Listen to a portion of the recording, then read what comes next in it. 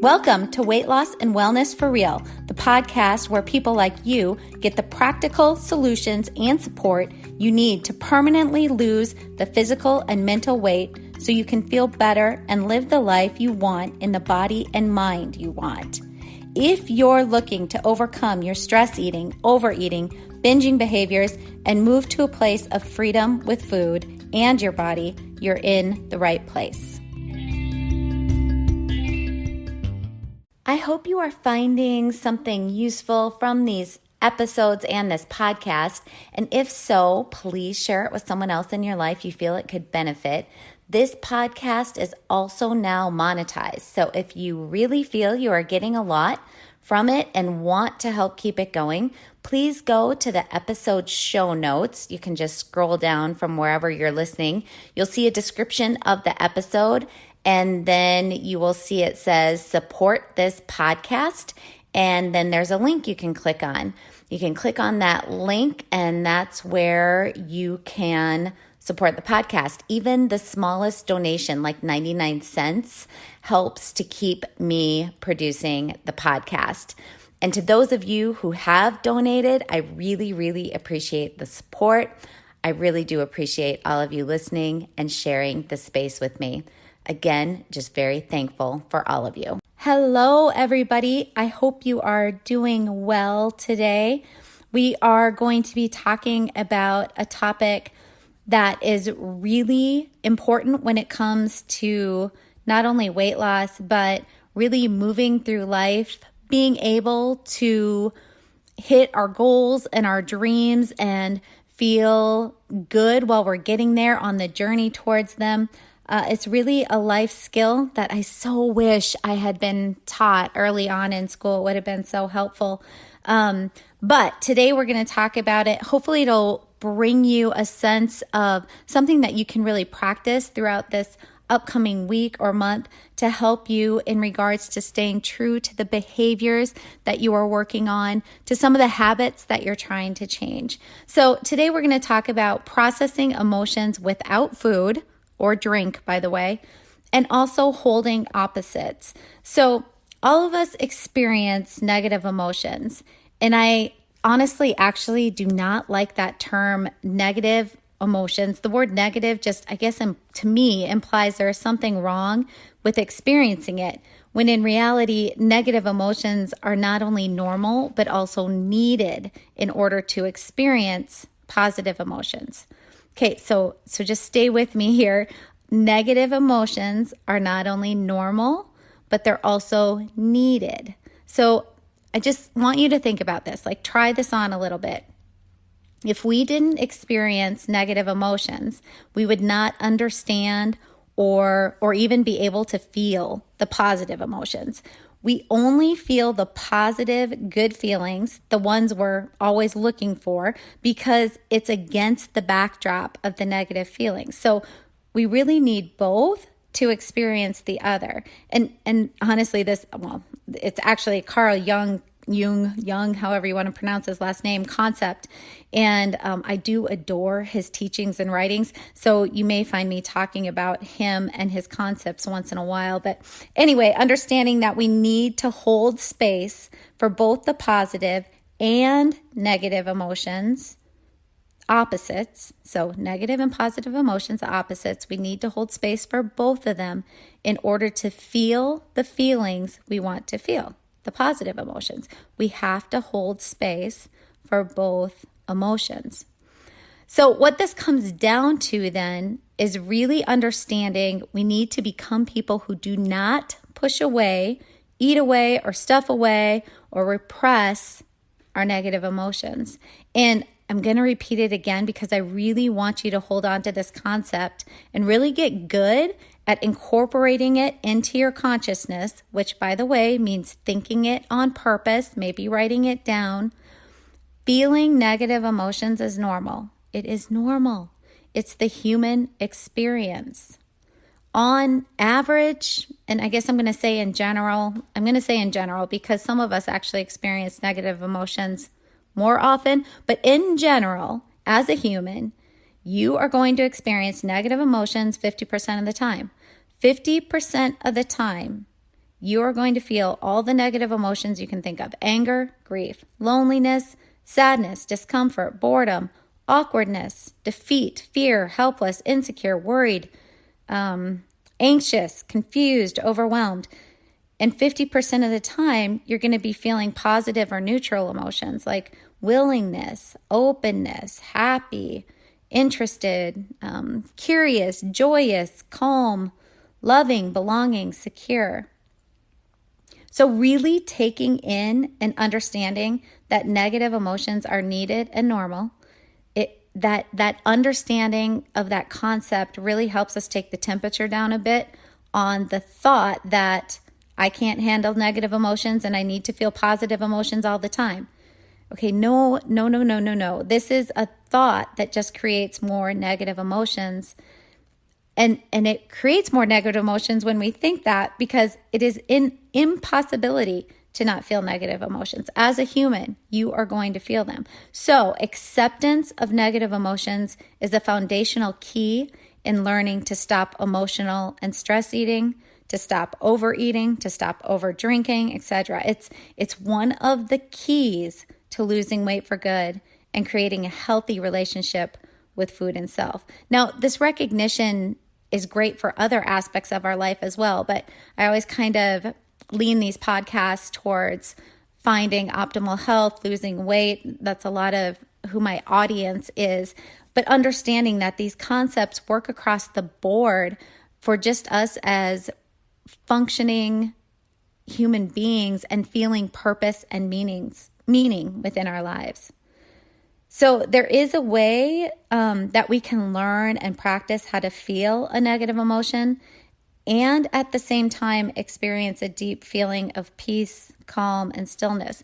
So we can actually experience multiple emotions at once. And I think many of us don't always realize this, but it truly is a possibility. And we can actually, if you can stay with me here, experience, I guess, what some people would label opposite emotions, like, calm and sadness. We can experience them at the same time. And there's ways to practice skills and ways of thinking and ways of feeling to be able to do this. Having and holding both at the same time comes from the practice of our thinking and using on-purpose awareness and on-purpose thinking techniques and on-purpose feeling skills. Okay, so I'm going to actually go through an example to make this hopefully a little bit more understandable. So here's an example. I have 2 clients in the past who experienced a death of a very, very close loved one. One client responded with deep, deep grief and moved into overwhelm and resistance and anger and trying to escape the emotion through food and alcohol for over 2 years. Basically, his life stopped, relationships ended, depression set in, weight was gained. Had another client who had done lots of thought work and felt deep, deep grief, the same. But she also was able to experience a sense of stillness and calm as she was experiencing this deep, deep grief. She spent time in the deep grief and sadness and anger, crying, talking about it, writing about it, really touching it. She didn't resist it. She didn't try to push it away. She felt like incredible sadness for a long time, but she didn't experience the overwhelm or paralysis like the first client did. She continued to function after a time. Her relationships didn't end. There was no long-term depression. She stayed healthy. So she used her skills and thoughts and behaviors to really touch the grief, to really go there, to really feel the very difficult feeling, to process the emotion. The importance of feeling a feeling doesn't just apply to deep negative emotions like loss and grief and deep, deep pain. Feeling the feeling must also be applied to the more neutral feelings that we experience. And I think of neutral feelings kind of like, I guess they're kind of negative, but I think of them like less negative. So more like boredom Or restlessness. If you want to stop overeating and binging, how many of us out of boredom and restlessness were not in intense emotional pain? We're just feeling restless or agitated or bored. So many of us experience a negative emotion and immediately look for food or drink to stop it, interrupt it, soothe it, remove it. We don't want to feel what we're feeling, and so our habit brain kicks in and compels us and urges us to grab food and to eat. And it does work in the moment. And this is the problem. It does work. It works in the moment. In the moment of eating, we experience relief, distraction, maybe even relaxation.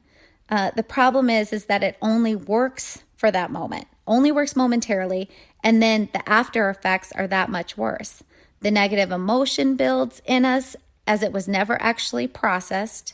And then on top of that, we feel shame, guilt, and remorse, and even sometimes physical pain from overeating or binging. I have so many clients who really, they eat such high amounts that they actually get into a place where they not only feel the emotional shame, guilt, and all that, but they physically bring pain upon themselves. So now we're dealing with an even bigger and badder negative emotion that we look to get rid of, which then leads to more overeating, more binging, maybe restricting, which then leads to more binging. Whatever behavior brings us momentary relief. But again, the cycle continues because we have not processed through any of the emotions. So I want you to think of this. Think of emotions like a lightning storm. So at first there's one bolt of lightning in the sky, and this is your primary emotion, the initial emotion that you experience. It is really energetic and can be powerful. The energy creates two possible actions or behaviors. The first is if it's allowed to touch the ground and diffuse itself, it's over. The lightning bolt is done. It's over. The storm never has a chance to build up. The second action is if it does not have a way to diffuse itself, the energy builds up and creates more and more lightning bolts until the storm is raging in intensity. So this is just like feelings. They need to be processed, diffused, if you will, in order to keep our behaviors around them where we want our behaviors and actions to be. So like not overeating, not trying to distract from them, not overworking, not stonewalling in our relationships. So we experience a feeling.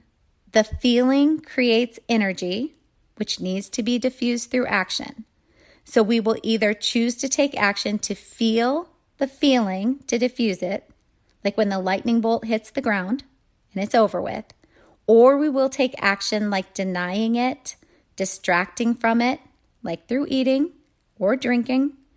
And by the way, this happens through our habit or unconscious brain. We're usually not super aware of what we're doing. When we distract, deny, push away our feelings, they actually become stronger and stronger, building an energy just like the lightning storm. And now we have hundreds of lightning bolts to process or diffuse instead of just one. So in therapy, this is called creating secondary emotions. And as a therapist, you learn to kind of spot those in your clients, because when you see secondary emotions being created, that's when you know you're going to have a little bit more deeper work to do to process through. So it's important to understand something, I guess, at this point, or something I want to talk about.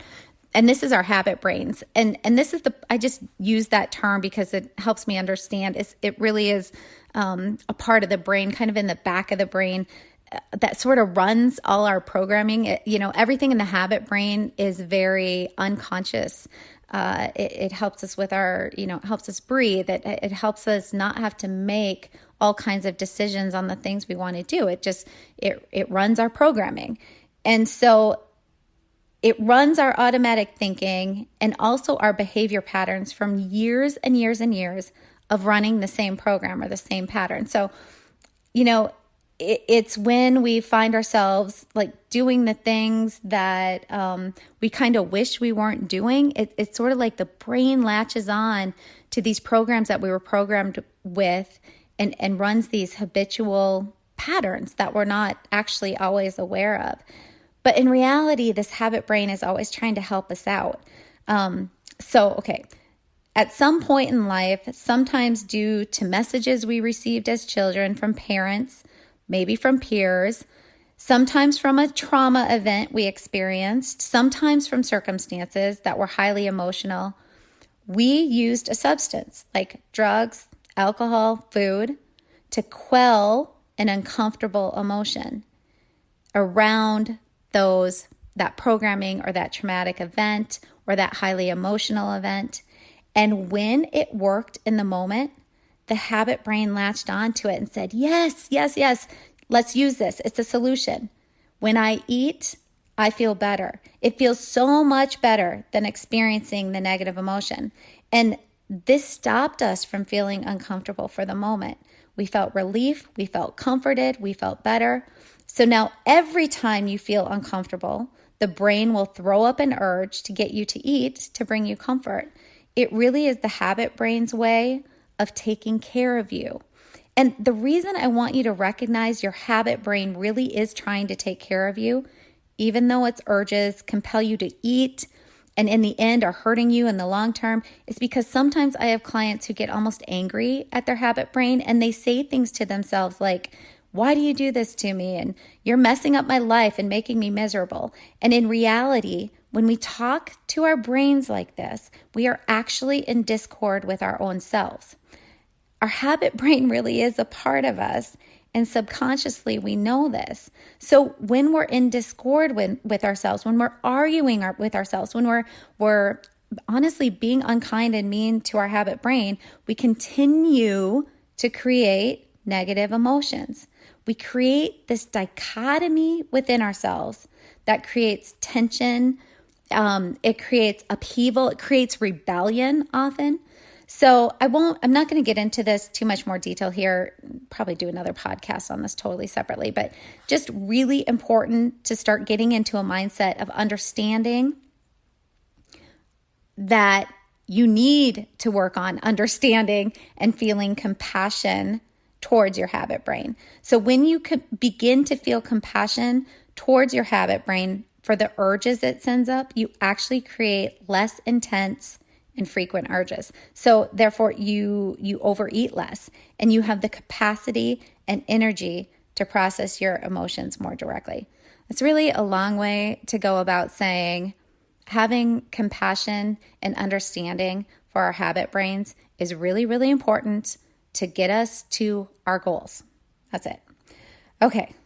So the idea, back to processing feelings and that idea, carving out time to cry, to journal, to speak it out loud to a trusted person, to really go to that place, that spot of pain. This is the time to feel the uncomfortable emotion. Sometimes it can take 30 seconds to process an emotion and gain a sense of calm. Sometimes it can take much longer. But the idea is to really be aware of this and on purpose feel it. On purpose feel it. So sit, take a moment, feel the feeling. When you recognize a feeling you don't want to experience, tell yourself that you can experience it. I can do this. I can sit through this. It's okay. Sit, breathe, really feel it.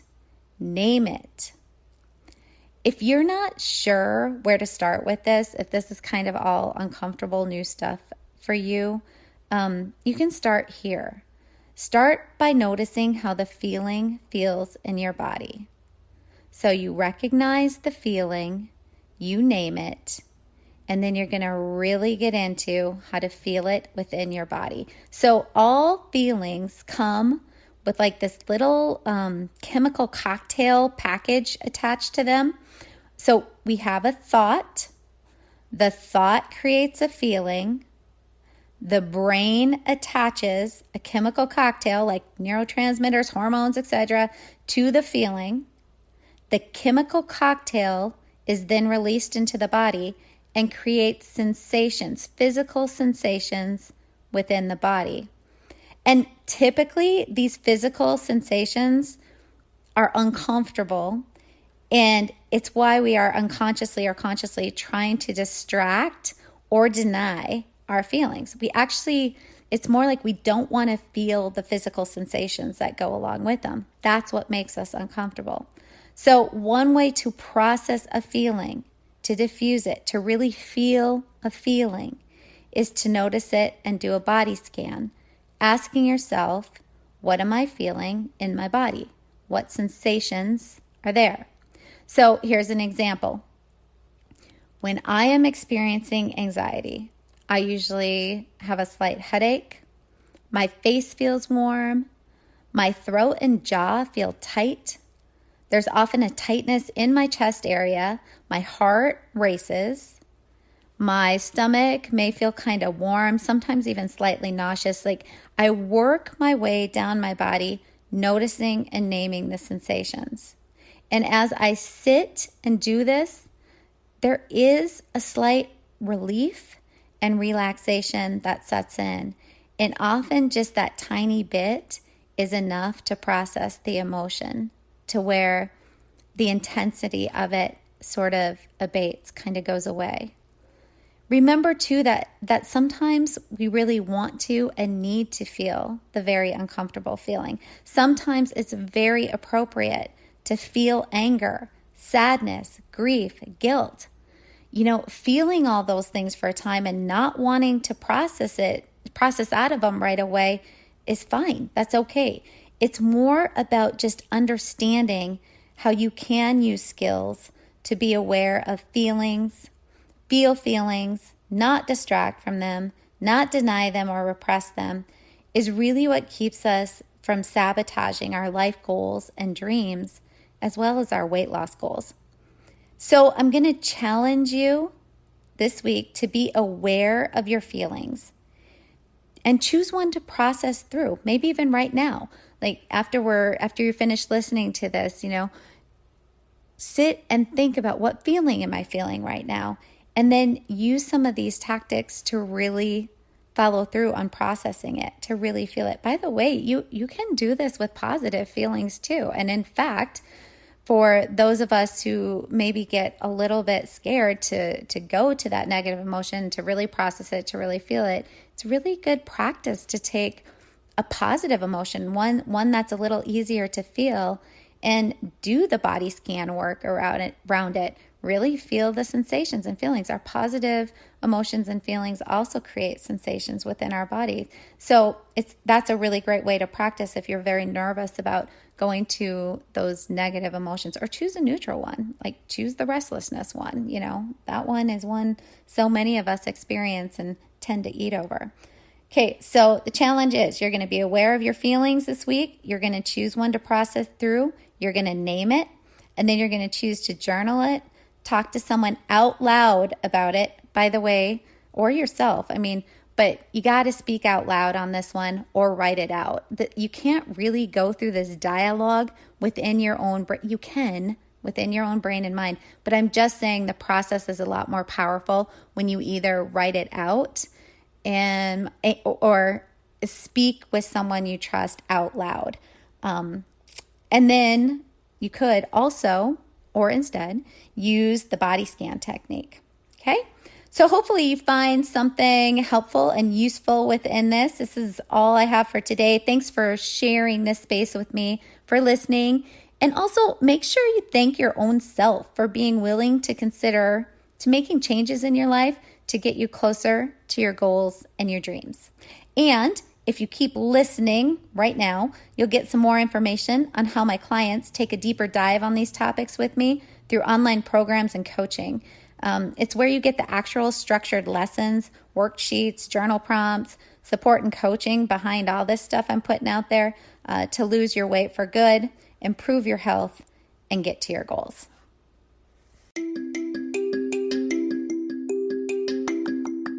Did you know you can find a lot more help from me on my website? Go to heatherheinen.com, Heynen is spelled Heynen, and get in touch with questions on all things I offer, like online courses for overeating, weight loss, goal attainment, and also my coaching and counseling services.